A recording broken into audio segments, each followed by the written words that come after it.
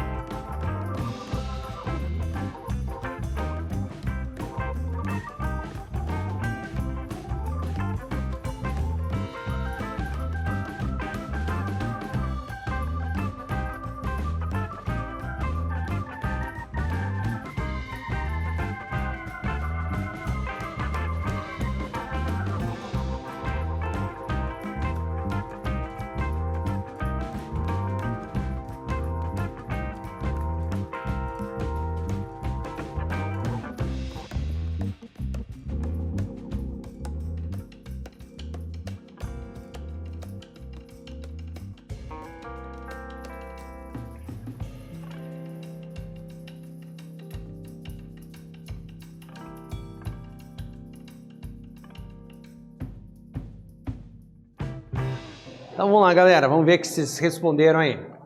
O estudante acertou todas as afirmativas, todas estão corretas, todas elas. Isso porque o biociclo denominado limnociclo é o menor de todos os ciclos. Ele pode ser dividido em província lêntica e lótica. A lêntica é caracterizada por lagos e lagoas de água parada. Já a lótica é caracterizada por rios, riachos e apresentam água em movimento. Além disso, nessa província não existe a presença do chamado plâncton. A gente já vai ver o que é plâncton ali com mais profundidade, tá? Principais problemas nos ecossistemas de água doce. Vamos tentar entender agora quais são os problemas, os impactos humanos sobre isso, né?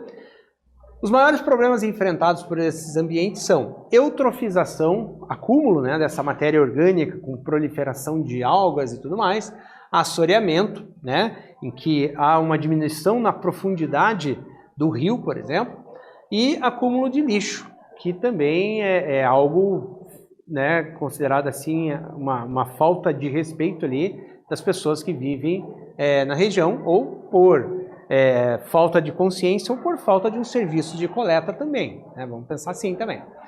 Manguezais, gente, é um ecossistema costeiro de transição entre os ambientes terrestre e marinho, tá? Transição ali, pensando em questão de água salgada, né? Então, uma transição entre o terrestre e o marinho, sujeito ao regime das marés, portanto, ele sofre essa influência das marés, a água salgada chegando. A água nesse ambiente é considerada água salobra, preste bem atenção nesse termo, e apresenta a influência das marés. Considerados berçários naturais, tá? Por essa diversidade, por essa alteração, né? Eles abrigam espécies típicas, mas também são redutos de aves, peixes, moluscos e crustáceos em busca de alimento, reprodução e abrigo. E também serve de alimento para o ser humano, né? Porque a hora que há uma invasão da água salgada e o retorno disso, às vezes ficam bastante mais acessíveis, né? Alguns tipos de alimentos, ali, alguns tipos de animais e plantas para alimentação. Ecossistemas de água salgada, é maior de todos os biociclos, tá? Ocupa a maior parte da superfície da Terra, ou seja, cerca de 75% do nosso planeta é coberto por água salgada, tá? Considerado um ambiente com temperatura, salinidade e pH estáveis, apesar do tamanho dele, ele tem essa estabilidade importante ali. Classificando esses ambientes, nós temos vários tipos de classificação. Por exemplo, em relação à quantidade de luz que chega, né, no nível que chega essa quantidade de luz, nós temos a região eufótica, é a mais superficial, que recebe a maior quantidade de luz solar. Região superficial ali. A disfótica já recebe um pouco menos iluminação. E temos a afótica, iluminação totalmente ausente. Então é uma escuridão total nesse ambiente chamado afótico. E também nós temos outro tipo de classificação. Por exemplo, a região pelágica, ou zona pelágica, abrange desde a superfície até as águas próximas ao fundo, tá? E a zona bentônica, fundo dos oceanos, abrange costas, áreas litorâneas e recifes corais, bem o fundo, né? Então a gente vai ter a chamada região bentônica nessa parte mais para o fundo do mar. Também temos a classificação como zona litorânea, tá? Bastante importante isso. Limite existente entre o nível das marés. A nerítica, de 200 metros de profundidade até 50 a 60 quilômetros da margem litorânea. Tá? Zona abatial, de 200 a 2.000 metros de profundidade. E abissal, de 2.000 metros de profundidade para menos. Né? Ela já é uma área considerada afótica, não chega a iluminação suficiente. Além da profundidade, existe logicamente uma grande pressão da água sobre os organismos, portanto existe poucas formas de vida, é uma região de pouca biodiversidade. Okay? Os organismos planctônicos, vamos tentar classificá-los. Lembra que eu falei que a gente ia aprofundar isso aqui. O plâncton são aqueles organismos que são arrastados pela correnteza, e a gente pode dividir eles em fitoplâncton, que são os organismos clorofilados, que fazem fotossíntese e tudo mais, e os zooplâncton, que são pequenos animais. Tá? Eles não teriam, vamos dizer assim, vontade própria, eles seriam arrastados, né, pela correnteza. Já o nécton, os organismos chamados nectônicos, eles já têm voluntariedade, locomovem-se, né, voluntariamente pela água, como por exemplo os peixes, lulas, polvos, têm vontade própria, vamos dizer, tem força para fazer esse deslocamento. E o bênton, ou seja, os organismos bentônicos vivem apenas no fundo, sendo fixos ou móveis, né, cracas, ostras, e vão estar sobre um substrato, vivendo sobre ele ali. Tá? Então a gente já divide em plâncton, nécton e bênton. Vamos a uma segunda atividade aí, gente, importante aí para a gente ir aprofundando os conhecimentos enquanto a gente vai avançando no assunto. Numa reportagem sobre biodiversidade marinha, foi mencionado um grupo de pequenos crustáceos que tinham uma grande importância na teia alimentar da região, tá? Onde a reportagem acontecia. Relacionando esse assunto com o tema de ecossistemas aquáticos, como poderiam classificar esses pequenos crustáceos? Veja lá, como organismos planctônicos, bentônicos ou nectônicos. E pede ali para você justificar a sua resposta, né? Veja que são pequenos crustáceos, tá? Teoricamente, eles seriam arrastados ali pela correnteza. Tempinho para você pensar, responder e a gente já volta.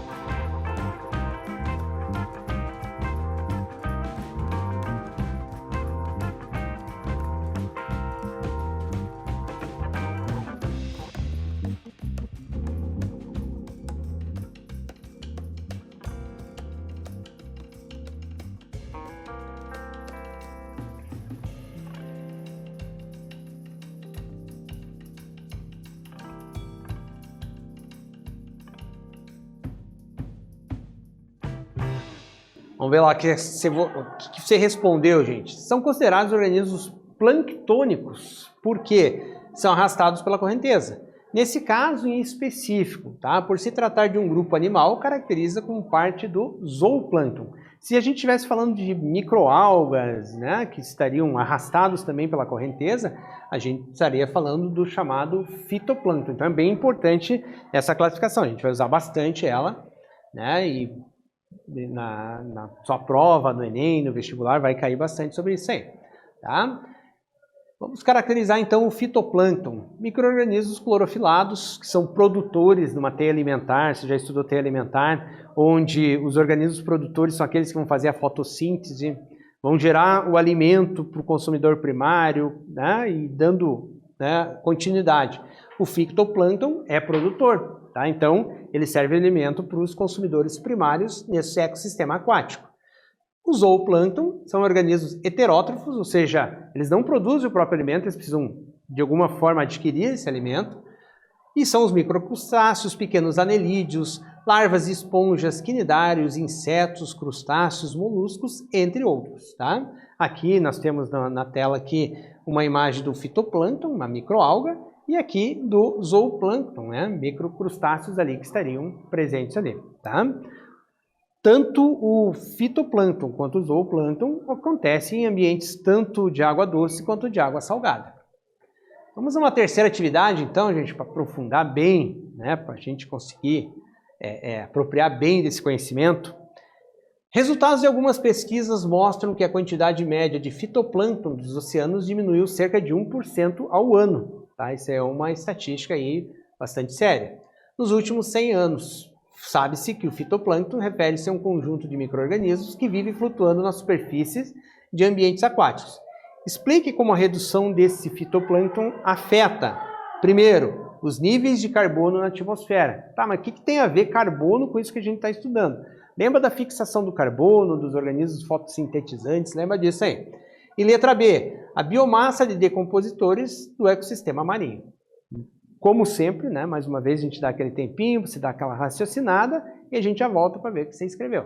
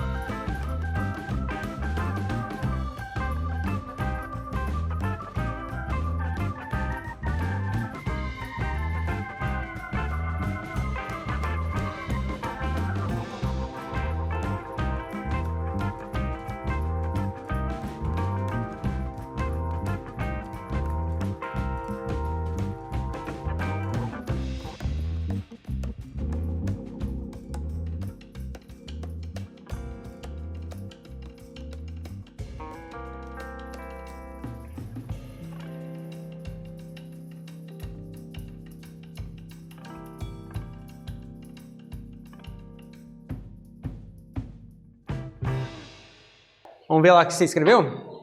Primeiro, se as emissões de gás carbônico para a atmosfera continuarem aumentando, a redução do fitoplâncton deverá resultar no aumento dos níveis desse gás no ambiente, porque daí não tem, para fazer fotossíntese, eles absorvem o gás carbônico para fazer todo o processo e liberar o oxigênio. Isso ocorre porque o fitoplâncton é um dos grandes responsáveis pela absorção do gás carbônico no processo de fotossíntese. Primeiro seria isso. E segundo, a redução do fitoplâncton deve acarretar também a diminuição da biomassa total, afetando também os decompositores. Lembrando que a redução deles também tem um impacto ali sobre a cadeia alimentar da região, tá? Logicamente, esse impacto aí também é algo extremamente importante. Então, gente, retomando aqui, o que vimos nessa aula? Conhecemos os ecossistemas aquáticos de água doce, águas continentais ou também chamado de limnociclo, tá? E os ecossistemas de água salgada, que são as águas oceânicas, também chamado de talassociclo. E também compreendemos como classificar a biodiversidade dos ecossistemas planctônicos, bentônicos e nectônicos. É necessário que se aprofunde. Essa aula traz uma pincelada geral para você sobre o assunto, tem como aprofundar, livro didático, professor, outros materiais que você adquire tanto na internet como materiais físicos, mas o importante é isso, é você buscar aprofundar o assunto, porque despenca no vestibular, despenca no Enem, além de tudo, você tem que aprender aí para a tua avaliação em sala de aula. Eu espero que vocês tenham gostado, galera, e até uma próxima. Valeu, gente!